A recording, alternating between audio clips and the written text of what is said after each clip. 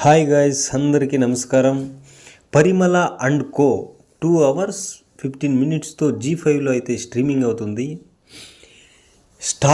ఇక సినిమా విషయానికి వెళ్తే స్టార్టింగ్లో ఒక 45 minutes అయితే చాలా ఇంట్రెస్ట్గా స్టోరీ నడుస్తుంటుంది. అందరికీ క్యారెక్టర్స్ కానీ సరదాగా వెళ్తూ ఉంటుంది. అందరికీ ఇంట్రెస్ట్ అయితే వస్తుందన్నమాట. తర్వాత కొంచెం ఇంట్రెస్ట్ అయితే తగ్గుతుంది. అక్కడక్కడ సంబంధం లేని సీన్లు వెంటపడుతూ ఉంటాయి. ఇక స్టోరీ విషయానికి వస్తే జయరామ్ గారి కూతురు వెంట రౌడీ గారైన శాండీ గారు వెంట పడతారు అమ్మాయి వెనకాల. తర్వాత ఏం జరిగింది, ఏమేం మలుపులు తిరిగాయనేదే స్టోరీ అయితే చాలా బాగుందనే చెప్పాలి. అందరూ యాక్టింగ్ కూడా ఇరగదీశారనే చెప్పాలి. ఒక్కసారి అయితే ట్రై చేయొచ్చు అనిపించింది నాకైతే ఈ సినిమా అయితే. ఇక యాక్టింగ్ పరంగా అయితే అందరూ బాగా చేశారు.